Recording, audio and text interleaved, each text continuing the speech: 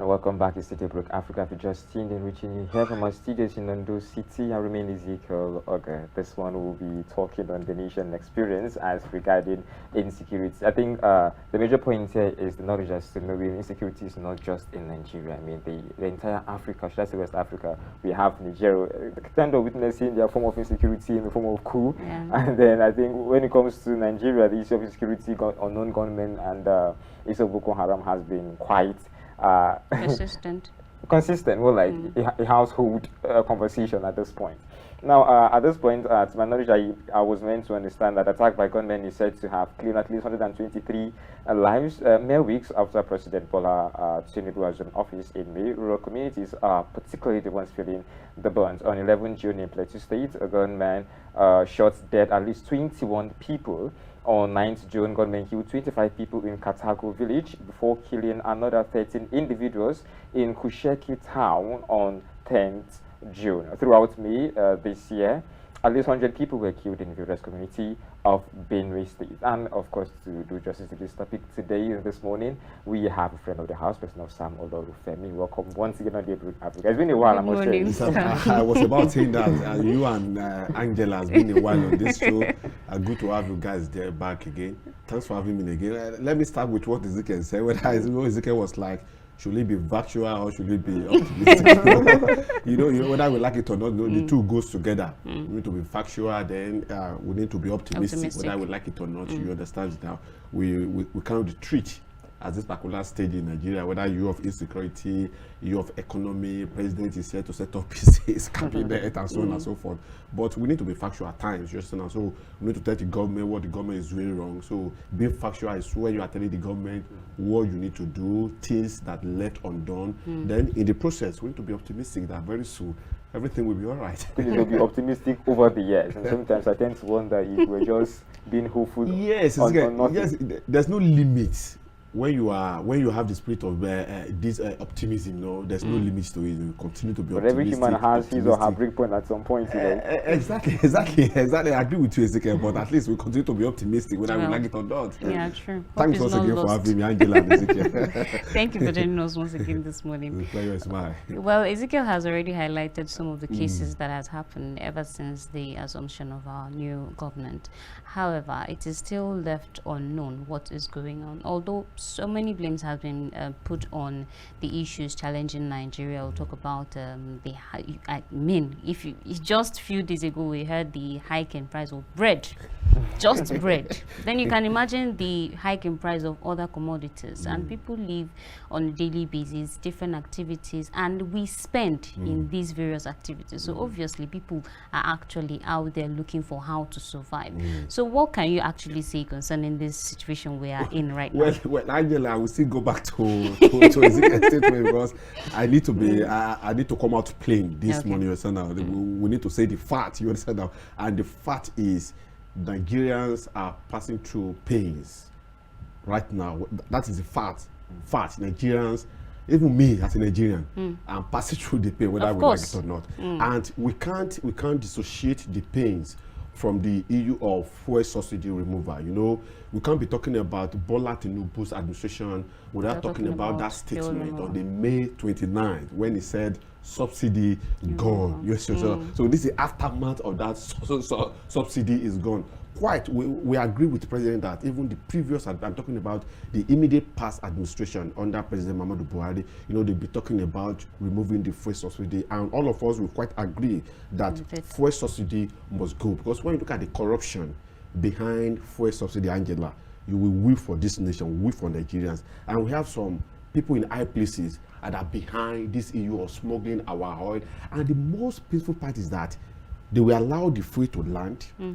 Federal government through CPN will pay the subsidy, and some people will move quantum of it down to the neighboring country. So these are the corruption that have been going around the fuel subsidy. When you look at the 2023 presidential campaign rallies, virtually all the candidates, they made mention that if they get the power, the first thing they will do just to remove the subsidy. And when they are talking about subsidy, they are talking about corruption, is that they want to remove the corruption in subsidy. Nigeria will be asking that, can't you stop these people, people perpetrating the evil, behind the subsidy and allow the subsidy to remain. But it got to a point we understand that removing these people is like removing the government. What do I mean? Because when election coming and you see people going out campaigning, all these people, if they are even the one backing the government, Angela, that's the fact of the matter. Because so for Drew now to break their backbones, you can't remove them, but remove the payment of subsidy. And that's what we've seen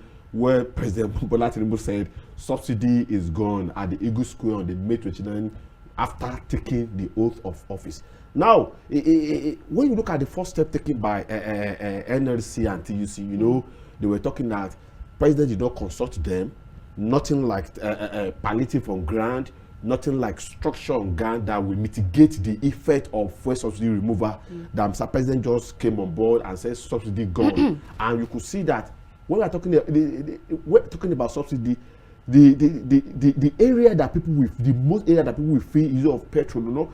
All of us depend on fuel, whether we like it or not. If you don't have a car, you make use of public transportation. If you don't make use of public transportation, you have a generating set that maybe when you have a power failure, you put on your fuel, we generate power for you, and so on. So all of us we see depend largely on fuel today. That's why government paying subsidy. But the issue with me with this present administration, because I need to be factual now, like what Ezekiel. That's why we based my discussion on this morning.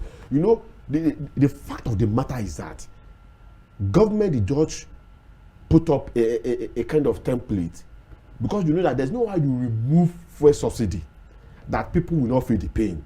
Automatically, where we majorly feel the pain is of transportation system.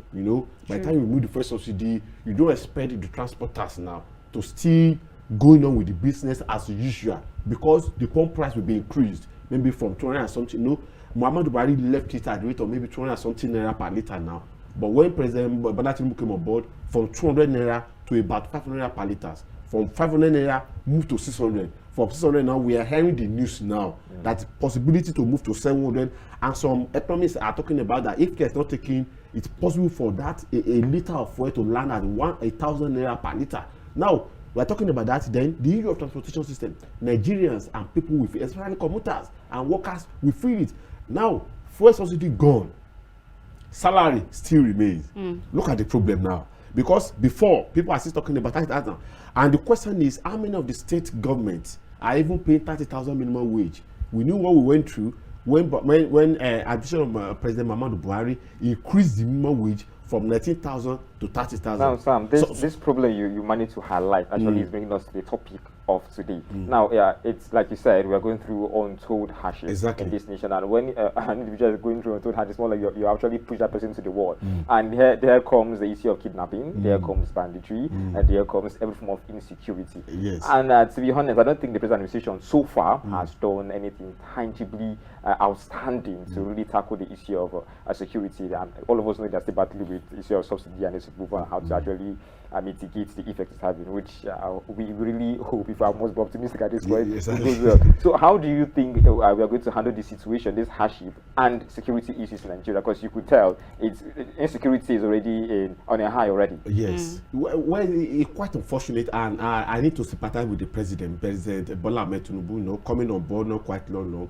He was given the chairmanship of ECOWAS, and we saw what happened in Niger. So it does look like it's like the Niger military junta now is even overwhelming, or it's taking the attention of Mr. President away from our own national EU now down to Niger. You understand now? We've seen series of meetings, extraordinary summit by the ECOWAS, and he's the chairman of ECOWAS, and people are talking about how we're going to get military junta away from Niger and restore a democratic system of government there, leaving our whole national EU behind. And in the midst of this military junta in Niger, we've seen one term of killing in Plateau State, we've seen it in Benue State, a lot of kidnapping, and we see in the southeast. Recently, the southeastern governors, they met in Enugu, tried to discuss and find a lasting solution to all this issue of killings and sit at home in the southeastern part of Nigeria.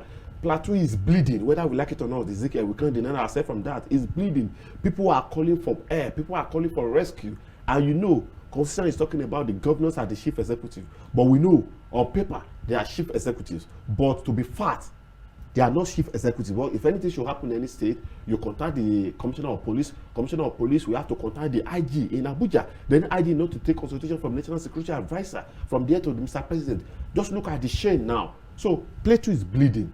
Benue is bleeding. Southeast is bleeding. Kidnapping is on the rise. But one thing that I noticed is that when you look at this administration, you discover that the issue of banditry in the northwest of the country, some have abated for now. You know, we don't hear incessant banditry attack, unlike the former administration of under President Muhammadu Buhari. Then the issue of Boko Haram in the northeast. Recently, I was reading on the paper, I discovered that after 13 years, Borno Retention Camp just reopened after good 13 years because of injustice. So it does look like, when you look at the northeast, northwest, the issue of insurgency in the northeast, Boko Haram, the issue of banditry in the northwest, it somehow put abated for now. But what about the northwest region? We are talking about Plateau now, and we are talking about Benue. And the crisis in Plateau is not new. Trace the history back to when former Governor Jonah Jang was in power. We've been having crisis in Plateau. You know, it started from religious crisis in Plateau State. And when we look at Plateau State is somehow designed in a unique manner. You understand? Then from Jonah Jang, you saw what happened at the immediate when Solomon Lalong, now one of the ministerial nominee, was the governor of Plateau State. We had issue of incessant attacks, killing in Plateau State. Now we have the new government in place now in Plateau State. And when you look at where these incidents are happening in Plateau State, they happen to be the remote areas. And again, it puts question on our security architecture. It shows that we don't have the required manpower to fight insecurity in Nigeria. That is just the problem we're having today. And you know, Nigeria is, when you look at our land mass, 923,000 kilometers square. What about the manpower capacity of Nigerian military, Nigerian police force? And that was why some people raised noise that we're having EU of insecurity in Nigeria, and you are planning to deploy our military personnel to Rejay to go and take the general out of office. Now, the question we need to be look at here. When you look at, I took time to read the speech of President Bola Ahmed Tinubu. I took time to read everything. I will look at the speech. I think we have segment by segment. We have the issue of security, issue of agriculture, issue of economy, youth employment, and so on and so forth. And when you look at the issue of security, and before this, governors were talking about issue of devolution of power, restructuring. You understand now? You know, it has been the mouth of most governors, especially the southwestern governors, that we need to restructure, give back security back to the governors. And Section 1214 of the Nigeria Constitution is very clear. It talks about the formation of security in Nigeria, that we shall have a central security sector. We mean all security formation will be from Abuja. But governors are saying that try to give all this security, the structure in such a way that if I'm a governor in my state, if you're a governor in your state, if Analyst is a governor in our state, security architecture in that state will be under your purview. You know, in such a way that you won't be taking directly from Abuja. But when I was reading Mr. President's speech after taking note of office, issue of security, he said that his administration, because I was expecting him to say that, okay, governance, people are asking for devolution of power, restructuring, giving you security. But when I was reading, he made mention that his administration will equip the security architecture. It shows that this administration is not ready to relinquish security architecture down to the state governors. But he said that he will equip our police personnel, he will get our security more manpower, because people are talking about we lack of manpower, because the number of architecture in Nigeria, they are grossly inadequate, whether we like it or not. Because we still have some communities today. I served in North, I served in Katsina, and during that time, talking about 20 years, that the issue of insecurity is not as tense as we have now. Up to today, visit some states, some communities, you will never see a presence of security at that particular community. Now ask yourself a question. If there's any trouble in that particular community, how would they reach the security personnel to come to their rescue? Now again, during the administration of President Muhammadu Buhari, you know, the issue of kidnapping was on rise at that particular time. In fact, to a point, there was kidnapping in his own state, Katsina State, when Kakara boys were kidnapped. Now, after the rescue of those particular boys, you know, they were narrating their ordeal. They were kidnapped in Katsina, and they made them to walk down to Zamfara State. And people were like, You work about 2 or 3 or 4 to 5 hours without the presence of security personnel. So it shows that our security personnel, they are grossly inadequate until we have a required manpower in such a way that every community, every area, we have a presence of security personnel. We will continue to witness these incessant attacks. Do we exactly have a problem with raising funds to combat insecurity currently in Nigeria? Because I remember some time ago we were into pumping billions of naira to Ministry of Defense. Yeah, and all that. But at this point, is it that we are handicapped as to raising funds per se? Ezekiel, it's not that we are handicapped. Now, let me refer you to the budget. Year in, year out. Look at our appropriation bill every year. You will see that the ministry that get the chunks of money is Ministry of Defense.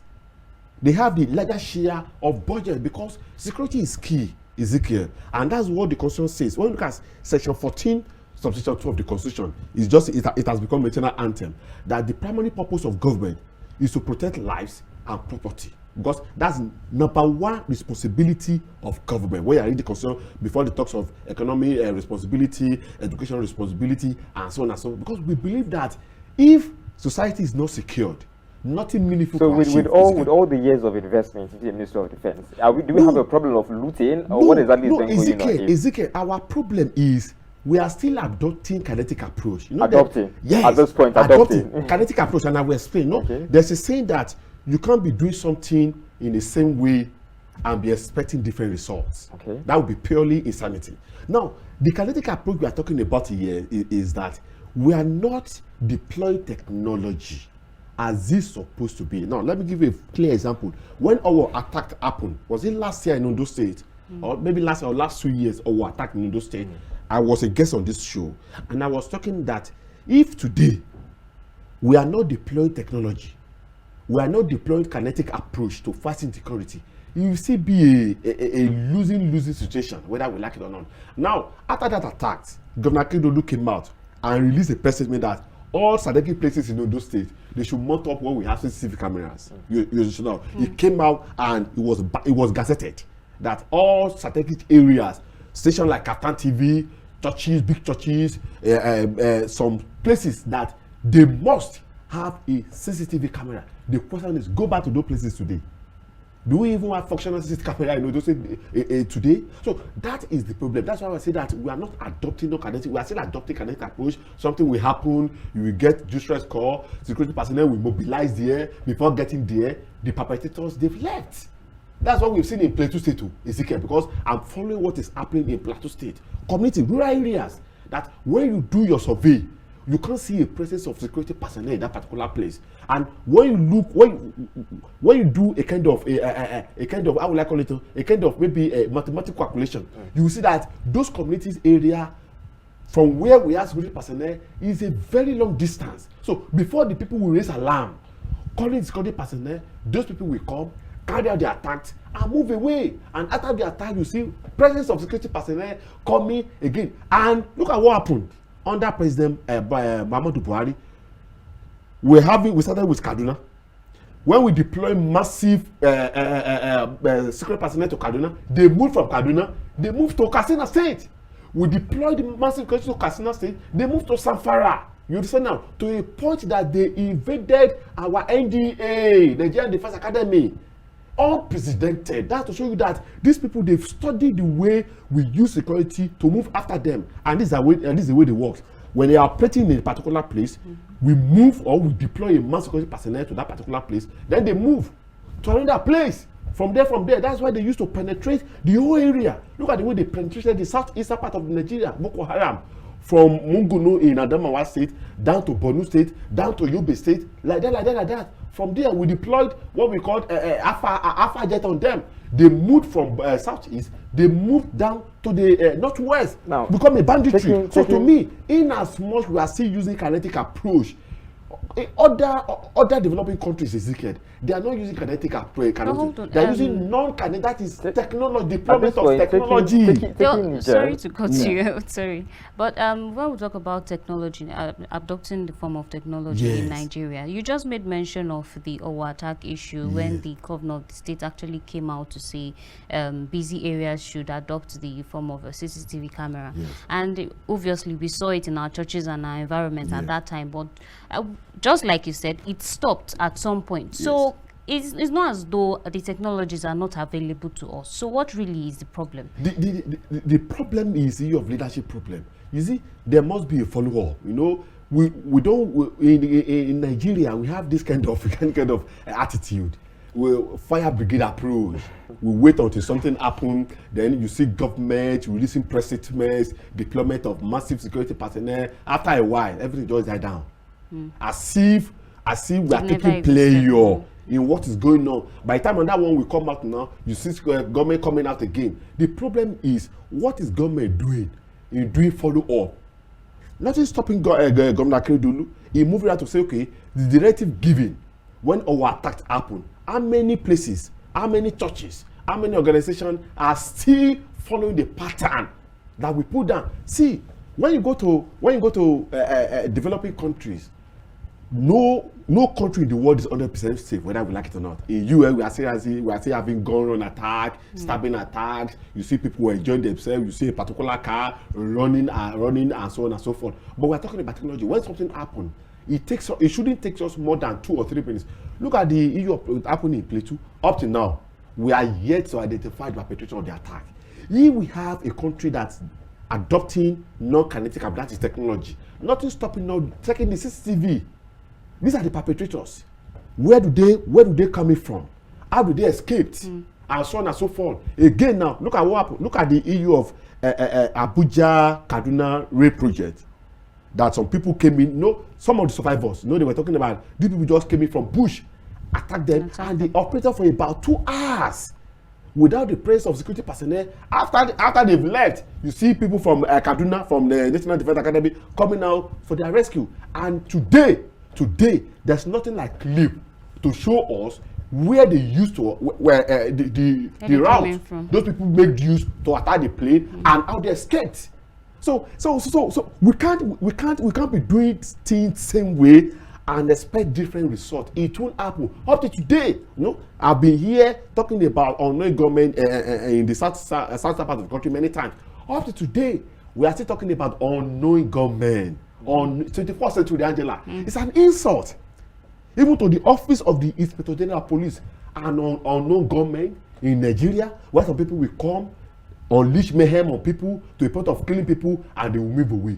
But let's give kudos to the President Inspector General of Police. I think they'll be able to apprehend some people in the southeast who are causing this issue of But we're talking about, what about the remote areas? When you get to remote areas today, because it does look like they are the one at the receiving end of whether you of attacks, you of bad electricity, bad hospitals, bad roads, bad school. People are in the remote areas. So what are we doing to go down to remote areas and ensure that we have a presence of government there? Because each time we are having people being killed in remote area, it shows the lack of government presence in that particular area. So to me, see, nobody is adopting this and it's good when you adopt non-kinetic approach, but our own case in Nigeria has gone beyond non-kinetic approach. Let us adopt technology. It will take us a lot of money because technology is not easy to run. That is the fact of the. It's not easy to run, but it will take us a lot of money. So look at what US wanted to kill Osama. It was based on the issue of technology. Osama wanted to capture him alive. That was the motive of US. They wanted to capture him alive, but because of the terrain where he was there, maybe at the midst of a rock and so on and so forth, but US was able to monitor Osama movement from one place to another. But it got to a point, that they can't get to where he was then they had to launch an attack and kill him. No, it is high time for us to deploy. For how long? Something will happen in a particular place, you deploy massive security personnel there. Before getting there, they've gone. They move to another place. So it's like they even have a good strategy than our security architecture. But it's not good. No, when you talk about security now, there's a limit so that we won't be exposing this. But it's like these people, they are mapping a good strategy in defeating our security architecture. What happened in our war? It did not just happen that Sunday. It's for some of them to be coming to church, doing like a members, you understand now, looking at the areas that, okay, if we come into the area, which route can we make escape that nobody will be able to arrest us? So they will be coming not today, not tomorrow, because such attack cannot just happen one day, Angela. People cannot just wake up one day and want to go and lost. Even the one we have seen in Plateau, in Benue, even in certain stuff, they don't wake up one day. There must be a strategy. So what are we doing? That's what we call counter-insurgency. Don't allow it to happen. Prevent it. But in Nigeria, we allow it to happen before we deploy massive security personnel. Then government releases statement that this will not happen again. No, we're almost out of time, but I want us to actually tend to expand this field of this discussion. Recently, we have the issue of Niger, and when the military coup came out, although it's more like the status quo for every speech, they will always say insecurity, but it's not far from the truth. Niger has been suffering with insecurity as much as Nigeria has, and other nations where the issue of coup has actually taken place, that the military ruler always come talk about insecurity as being the main reason why they have to retake over. Now, it tends to make me wonder what happened to our democratic politics in Africa. Is it that we can't really handle politics in Africa? Because if we have to be factual at this point, we know we are having a series of security issues in Nigeria, and hopefully we'll get to the point where we'll have have that incident here. Hopefully, but it is quite something to talk about. What's your take on our politics in Africa? See, there's something wrong with our policy in Nigeria. This area of tenure elongation, we still have some countries today that the leaders they spent more than 10 years in power. Now, something common when military are taking over. I took time to read what happened in Nigeria in 1966 when false military took over Nigeria and so on and so forth. Gowon, Buhari, Babangida down to Abacha. The first thing to do that corruption, corruption, insecurity, poor electricity, and so on, poor infrastructure development. Now, when we look at what happened in Niger, and we'll be saying that it is not, ECOWAS need to sit down and they look at what really happened. They need to look at the root cause of what happened in Niger. It goes beyond I want to deploy military down to Niger. No. Look at the root cause. Then the ECOWAS need to sit now and come out with a good framework of a democratic system of government. We Nigerians, whether if you are a president, whether you have 10 or 6 years, constitution is clear, maximum of 8 years. You can't go beyond. But we see how some countries in West Africa, Ezekiel, that you see their leaders, they spend more than 10 years.